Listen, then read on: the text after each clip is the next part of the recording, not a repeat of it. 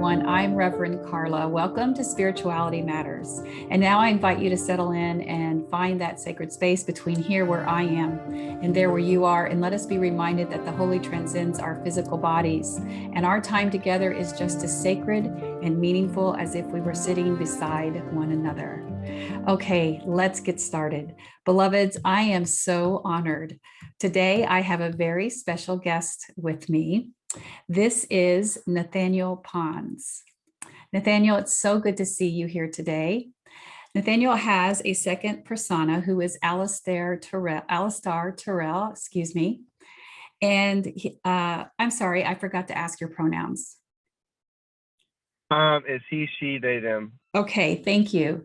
And he will be sharing his story today. I have spent a few minutes with him before this podcast, and I can tell you that I've just been captivated and already know that if I were sitting beside him right now, we would be able to just have a wonderful conversation. So Nathaniel, thank you so much for being here.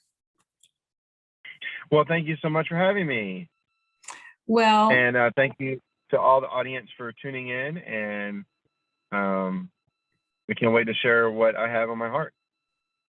Well, I will just get right to it then. If you would like to start by just telling us a little bit of your story, and I want to share how it touched me, the parts that you've already shared with me, because as I was telling you, our followers, a lot of them have been rejected, have been hurt, are trying to find their place and understand that it's absolutely okay to step into your authentic self. And I can tell from the look in your eyes and the beauty on your face that that is exactly what you're doing. But your story will resonate with them because it will remind them of their own. So I'm going to open the floor to you to share whatever is on your heart. Well, I knew I was different around the age of 6. And because I thought boys were really cute, boys my age at that time. And, and I would always play with Barbies or dolls, play house, stuff like that. So I knew from there something was different about me. But being raised in an evangelical Christian home, an Assembly of God Christian home, I was taught that shouldn't do those things. I was started to be taught to shame myself, and to, you're a sinner, you're demon possessed, all this different stuff, So with that, it was growing up was very tough because I knew different stages of my life. Like age 13 was another stage that I knew who I was. I knew that I was been taught is different, and still being impressed that, you need to put those feelings away. That's sinful. That's evil. That's wrong. You shouldn't like boys or guys, and so I'm just like confused because I'm like, okay, this is natural to me. It feels good. It feels natural. So I kept oppressing myself and allowing others to do so. And in so doing, I just started dating, females, and started dating, women that were being introduced to me for possible marriage because I was being trained to be a pastor, because that's big in my family. If you're not a pastor, you're an evangelist. If you're not an evangelist, you're a missionary. If you're not a missionary, you're something of that nature. So I was bred to be a pastor. And so I started Bible college around 18 and graduated around 2021, the age. And so I took up pastoring, and still oppressing that because I knew that, I knew that was who I was, but you're taught that the Bible says this and the Bible says that. And my family just wanted to keep putting that over my head, and others that were my mentors and things of that nature. So around age 23, though, actually the last church I pastored at in the Assemblies of God denomination, there was an individual who was over the college ministry, and he and I became good friends, and it became a romance. So we had to hide that, because we're in an Assembly of God denomination. We're in an evangelical, surroundings, and so we hid that. And it was then I knew for sure, without a doubt, that I was who I was, because he was my first love. And still to this day, I love him and wish we could be together, but he's married happily. And so now I'm doing my best to find who I'm supposed to be with. But right then and there, I knew that this was me, But sadly, someone found out in the church, and then that's when hell broke loose, per se, in my life, because I was manipulating and encouraged to do conversion therapy. And once I did that, I left the church altogether, as in the evangelical church, because I'm thinking what I was put through, what I had to go through, and what I was told in those sessions and in that time frame. I was like, this isn't of the Creator. This isn't of the Spirit. This isn't right. Being taught to hate yourself. Yeah, let me pause for a moment, because that's such a profound experience. And so many people have had that happen to them, or they've heard of it. And I just want to pause and recognize the strength of you experiencing that, enduring that, and out of that, completely rejecting it and walking away. How strong of a spirit you have to be able to love yourself enough to say, I don't deserve that. That is not my truth, and that is not of spirit. I just think that's just so amazing. And if I can back up just a minute and ask you just one question about your childhood, because you mentioned in your teens that you started to receive some pushback and what felt like condemnation from your family. Were you actively talking to them, or was it just that they were aware that you were not like other children, mostly males of your age? It was them aware of it. We didn't actually talk about it, but it was a manipulative way of speaking about it. Like, they were aware of it and saw of it and was really adamant against it, and they would make sure that I knew they were adamant against it. And so with that, it was like I was afraid to talk to anybody. I was afraid to say anything, because I already knew how evangelical they were and who the churches were, and would hear occasionally the pastor of our church teach against it very violently also. And so I was just scared. I didn't know what to do, didn't know who to turn to. I kept it within myself and cried myself to sleep. I can't remember how many times. And with all that, plus conversion therapy, that started some deep depression where I contemplated suicide quite a few times. 2 of them were almost successful. Oh. But thankfully, friends walked in at the moment, and things were changed. But yeah, that was, and just to think that even though, I've come to terms with who I am now, it still took a while from after conversion therapy. It took quite a few years, because then I started, just trying to find my spirit, my path, my spiritual path, as I thought, religious path or whatever. And so I knew my family was, on my mom's side, Jewish descent. So I'm like, okay, well, I'm going to go study Judaism, So for that while, I studied Judaism, started my conversion in Judaism around 25 or 26. And then the rabbis wanted me to start studying to be rabbinical, because they loved how I spoke and talked and my mannerisms and things of that nature, and how I just grasped things very well. So then they started encouraging me to find a woman. Oh. It's a mitzvot, find a woman, find a woman. And so the last girl I dated was in the year of 2018, and she knew of she didn't speak it or say it, but I knew she knew. And she says, you need to go be yourself, and you need to really search yourself to be who you need to be. And so I'm like, wow, okay. And she says, not that I don't love you, it's just that we can't be together because I don't want to live with someone that's not attracted to me. And I wouldn't blame her, And sadly, so many have done that, where they married just out of circumstance and what society pushed on them, and they're doing things secretly, or they're in a happy marriage, And some may be an okay marriage, but you can still tell that there's some happiness. I know several that I have talked to that they wish they had come out before they got married to and be themselves.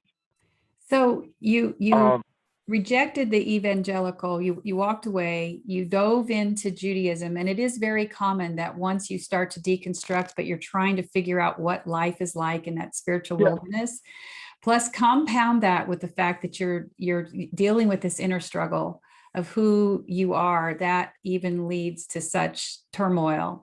And so this is a very I certainly am not minimizing at all what you've been through, but it's very common to see this journey. What you don't see oftentimes is, like you said, to the point where people either suppress it or they give up, and they either suppress who they really are or they just give up. And that was when you see drastic, tragic choices made, and oftentimes they are successful in doing that. But so take us to the point where you decided that, well, you obviously are not, I'm sorry, I shouldn't assume this. Are you practicing Judaism now, or did you leave that altogether as well? I'm a spiritualist now, because now I'm Wiccan, and I do believe that the spirit or universe spoke in many different ways through many different beliefs. And I feel that men and women all together took those things and exaggerated on them, maybe, and also added things that they wanted just to control others. Because I knew in Judaism, they teach that you have to cut your right hand fingernails rather than first, and then your left hand. And it's like, wait, where is that in the Torah? Where is that in the books of the prophets? I think I missed that part of cutting your fingernails, starting with your right hand and going to your left hand, and same thing with your toenails. It's like, why would God be so concerned about toenails or fingernails? Like, you're cutting them wrong. That's wrong. And so it's just, they added more and more. When I studied a lot of the Talmud, it's like they added more and more and more to what was already there. I was like, there's already 613 commandments in the Bible. I think that's enough, Well, I want to, so that jump from Judaism to Wiccan is a pretty big, so evangelical to Judaism to Wiccan. I'd like to have a little bit of a bridge between how you got from there to here. I can understand the awareness of why Wiccan spoke to you, but how did you finally make the decision that this was not going to feed your soul and you end up as Wiccan? Well, that path always kind of called to me. Like, I always loved mystical movies, like Lord of the Rings and Narnia, and anything of that nature. And so that always drew to me. It always drew to me, but I was told it was bad. And then here you're taught in Christianity, which is honestly, you think of these, little old ladies that have, moles on their nose and all that kind of thing. And so at my job, not long after I came out, there was this lady that helped me with groceries, because I looked at my finances and didn't have enough, and she paid for the rest. And then she said, and when I started talking to her, she worked with me, and so I talked to her more and thanked her, and so we started becoming close because she was such a blessing in my life, because she would help me often, just because I was just in a financial situation that was very tough. And so we started talking, and I was like, she started talking about her beliefs. So she was psychic, and she talked to animals, and she was Wiccan, and she started showing me her tarot cards and just all these different things. I'm just like, whoa, you know, she was beautiful. And I'm just thinking, you're not what I thought you would be. You know, you're not the green little witch with the moles on her nose or the black hair and all that kind of stuff. You know, and sadly, you know, Christianity dehumanizes witches and Wicca. You know, they're not, you know, and that's very, very sad, because like I've been helped more by Wiccans than Christians. You know, Yeah, you know, and you're certainly speaking to my heart with this, because as someone, since getting on social media, I have been called a hag more than once. And that distinction about older ladies being called that was very intentional teachings to because as women age, we do become wiser as we go into our goddess crone years. And I think our ancestral heritage is always close to us. And you're probably resonating that with the Wiccan traditions. I think many of us are, especially all of us at some time or another have in us our DNA where our ancestors would have practiced some kind of earth-based tradition. And just to share a little thing with you, when the night we were being ordained, I struggled all day with my ordination vows. I thought that they were all ready. And when I got up to give them, and they were like 5 or 6 sentences, but when I got up to give them, just this came out. I said, I vow to be a goddess of kindness and a warrior for justice. And one of the deans literally yelped. She was like, yes.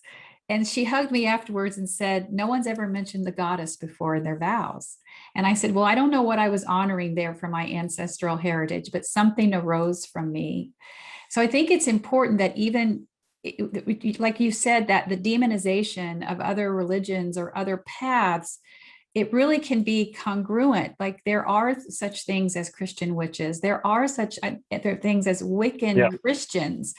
That it doesn't have to be exclusive. And I think that the way you're exemplifying it is so beautiful. But I want to ask you one thing, because you brought this up earlier, and I want to make sure that we get this, because this really is, you said that you came out in 2018.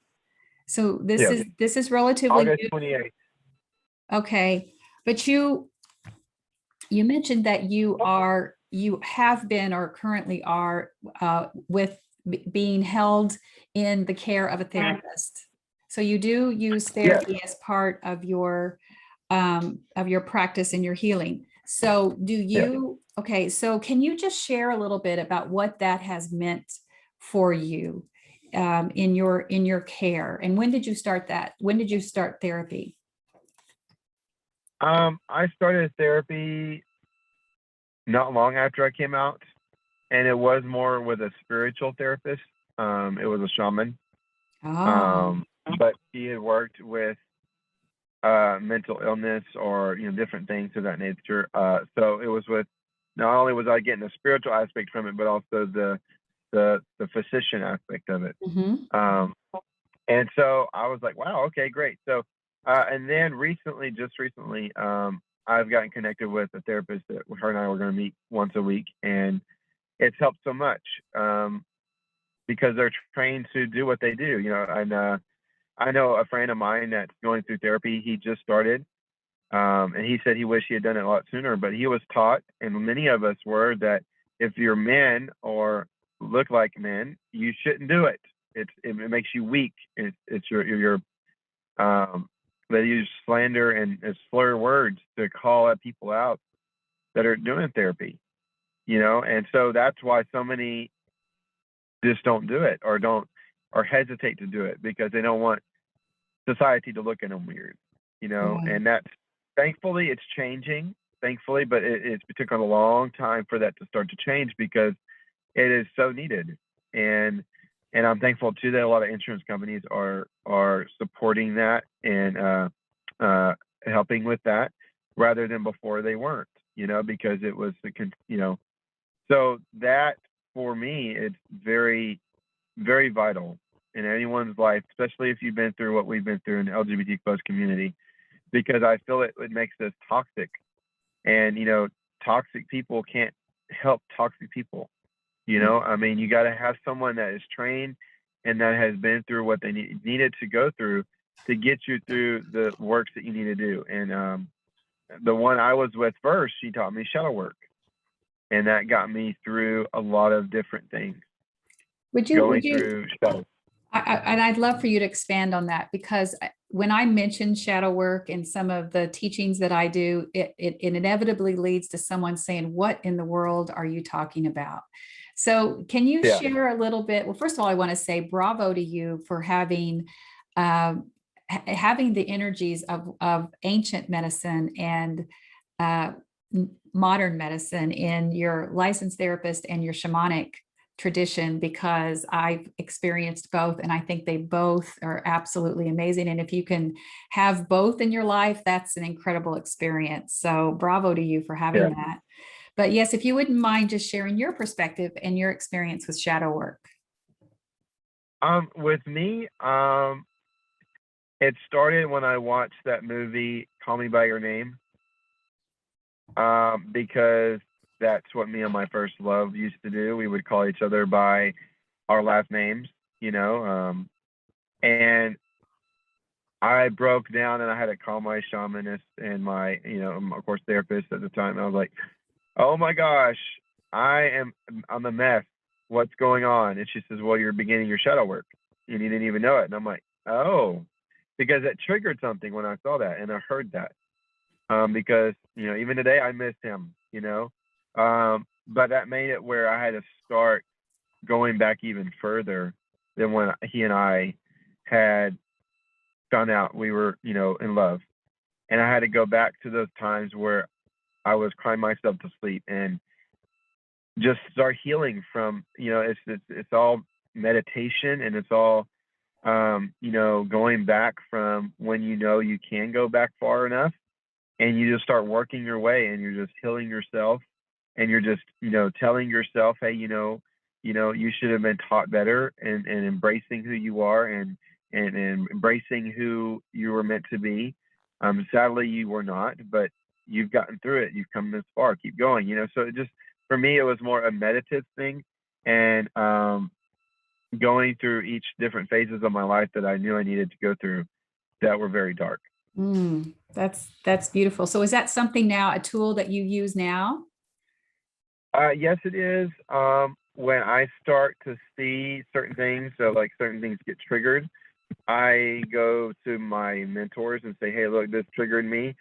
What do I need to do? And so they'll either instruct me to do shadow work or, start working on different things, in the physical aspect too. So. That's wonderful. Would you take a moment to share a little bit about your persona and your second persona, I should say, Alistair? And earlier you had said that you consider that you are non-binary. And I hope I can share that this is a two-spirit experience for you. How can you share a little bit about how she arrived for you and the awareness that you came to her presence in your life? It wasn't long after I came out, because in August of 2018 I came out. October of 2018 I came out of the broom closet. That's when I started the Wiccan path. In 2019 at the Witches Ball here in Tulsa, that's when Alistair was first introduced to the world, because I did performance there, I entertained there, but before that it was just finding her. It was because I knew there was another part of me that I needed to find out and to search for, and that also helped with being with my shaman, and so I found her. Alistair actually means light bearer. Abulafia, which is the middle name of Alistair, means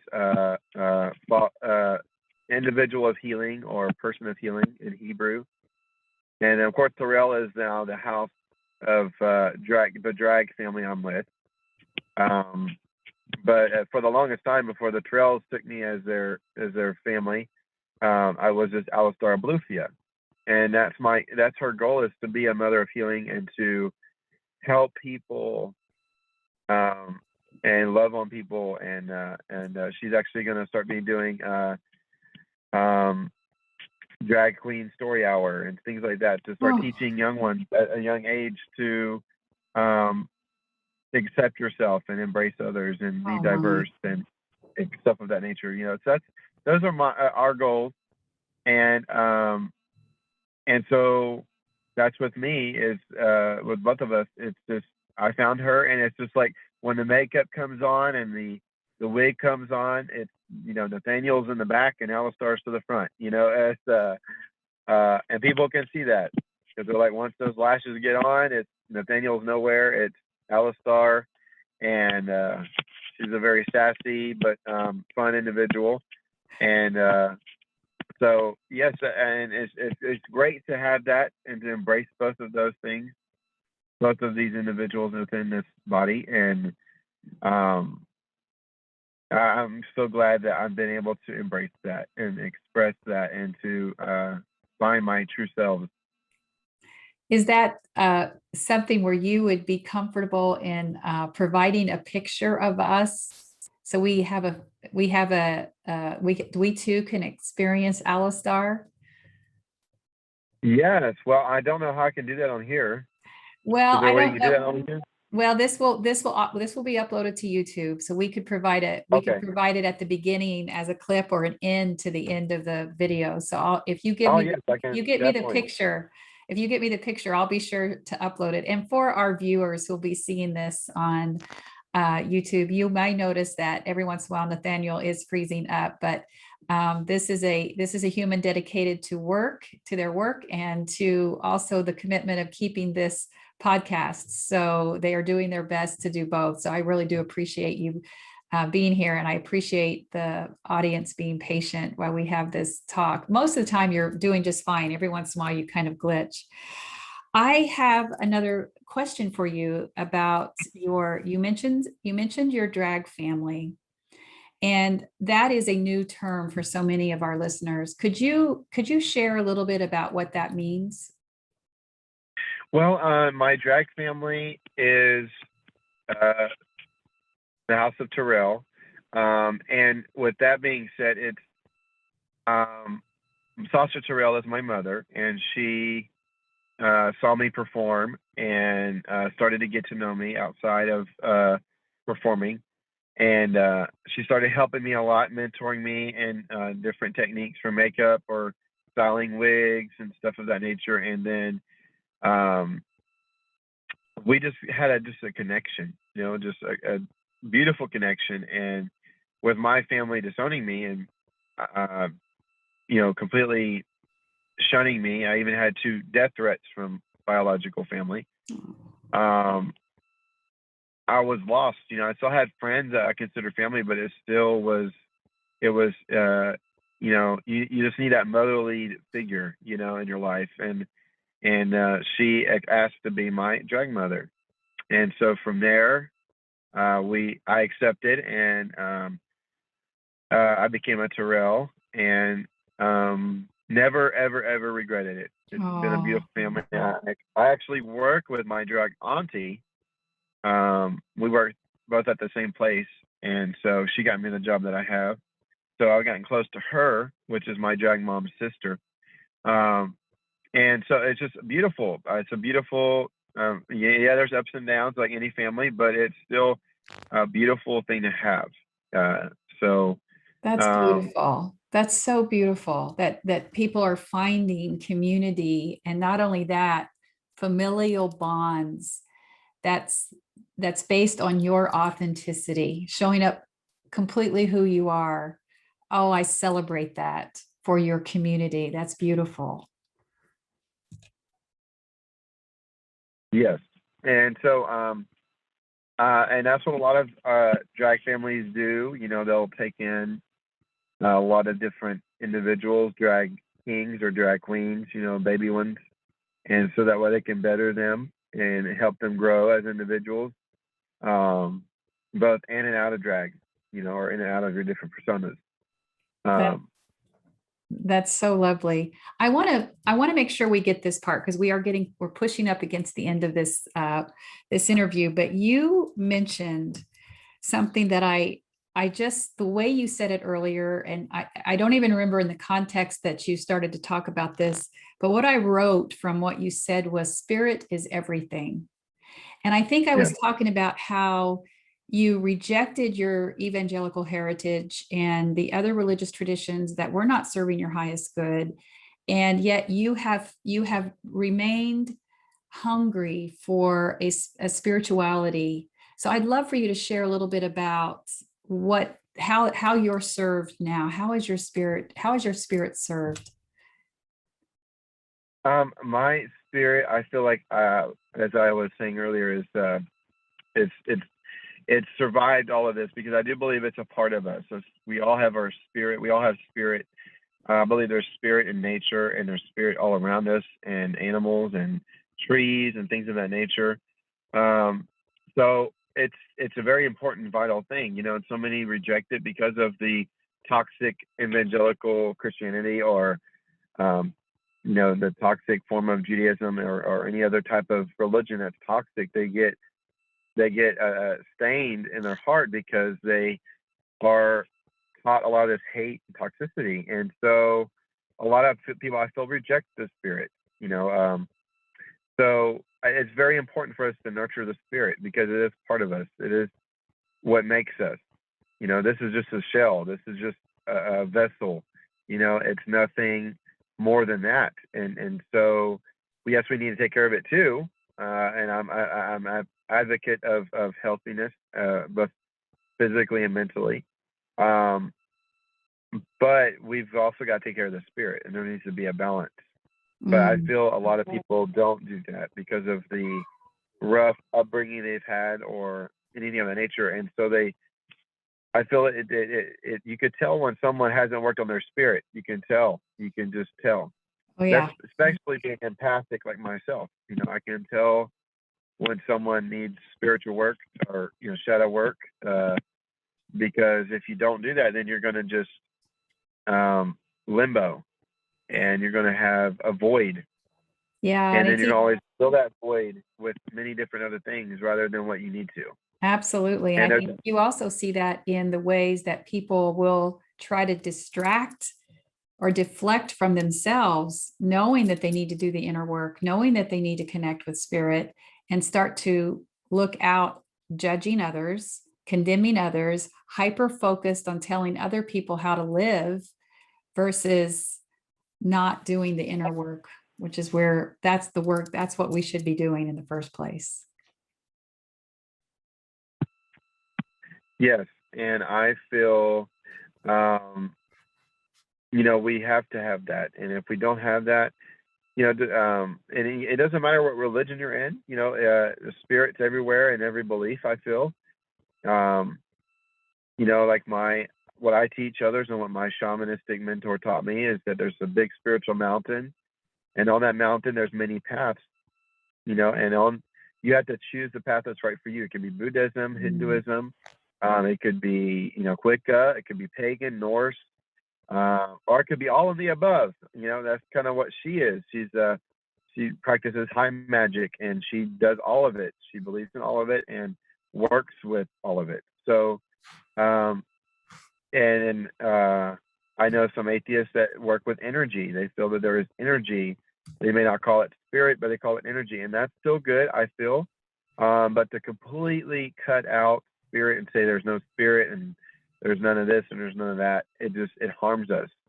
And because we were raised toxically, and we were raised under rigorous religious beliefs, we shun the spirit. Yes. And that, I feel, is very, for a while, for a short time when I came out, I actually did, for a short time, I did.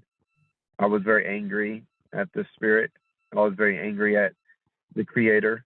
And, but then I realized, wow, this is just man manipulating scripture that, that doesn't say the things that they claim that it says. or altering verses so it can better fit their toxic hate. And making, taking things out of context, cherry picking, that's another thing I see too. It's like, one, work on yourselves, as you said, we have to work on ourselves. We got to stop pointing the finger.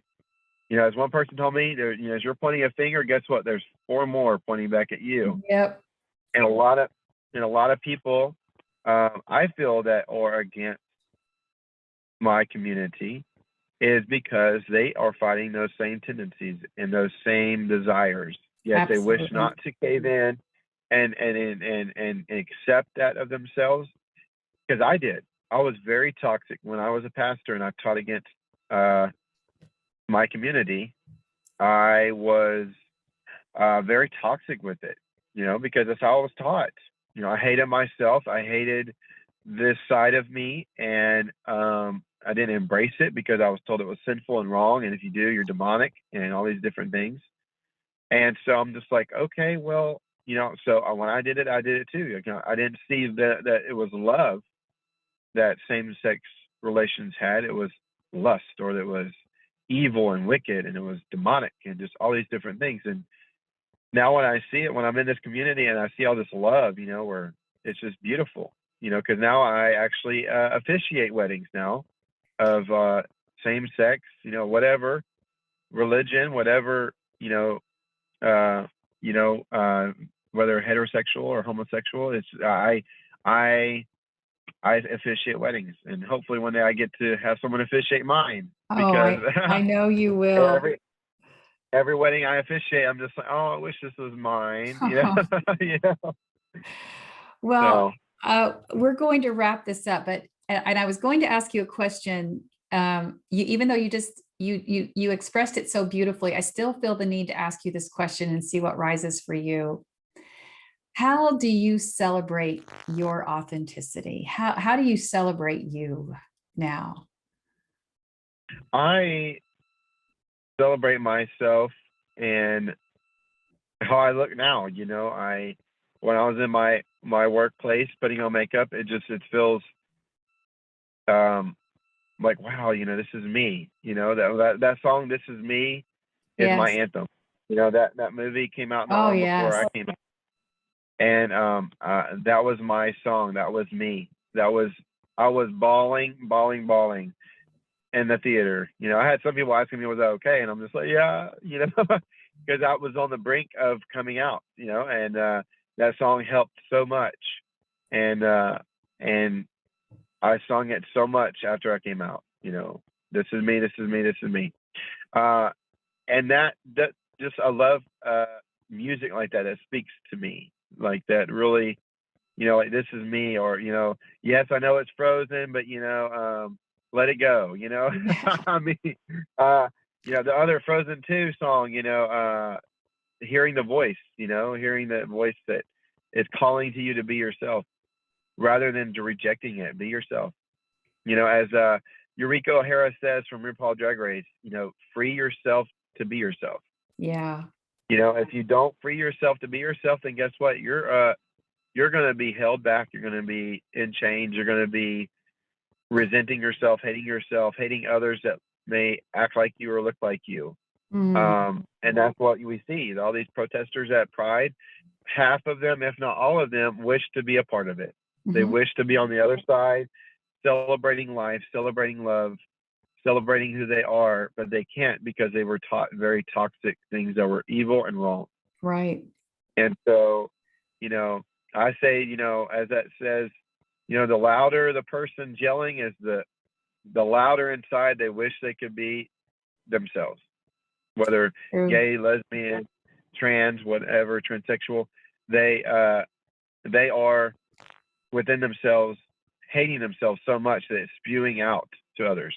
As the Bible even says, love yourself so you can love others. Because if you don't love yourself, how can you love others? And if all you're doing is pointing the finger and spewing hate and spewing toxicity, and that this verse says this and that verse says this, and that's all you're focused on, rather than love and peace and harmony, then guess what? You are in deep trouble, because Absolutely. you are on the brink of dangerous behavior, and you're also harming others. And it's like, if it's wrong, then just keep your mouth shut and let whomever you believe in take care of it. That's true. Oh, well, this phrase, I always close the podcast with this phrase, blessed be. And as a Wiccan, you probably have heard that before. Yes. I've been busted a time or two by using it, but like I said, I embrace my ancestral heritage, and I'm not afraid to step fully into it. But Nathaniel, my goodness, this time has gone by so quickly, and I have just absolutely adored every second with you, my friend. I so look forward to the next time. I want to have you back on a live or something, and let where we can be a little bit more casual and see what kind of questions come up from the audience. I think that your story will resonate with so many people. So thank you so much, my friend. Hugs to you. And if you'll hold on a second, I'm going to do the closing, and then I'll close us out here. Okay, beloveds, I'm honored to be in this space with you, and I pray you received something. I know I did. I certainly enjoyed this time together with Nathaniel, because the teacher teaches what she needs to hear. And now, beloveds, go in peace and be at peace. Go in love, and may you be loved. Go and know that others are on this journey with you, and you are not alone. You are seen and deeply and unconditionally loved, just the way you are. Blessings on your week, and I'll see you soon. Bye for now. Thanks for tuning in to another uncut episode of Spirituality Matters. To submit questions to Rev Karla, email us at spiritualitymatters@revkarla.com. Follow @Rev Karla on Facebook, Instagram, TikTok, and Pinterest for more spirituality teachings. Check out her blog posts at revkarla.com and sign up for email alerts while you're there so you don't miss a thing.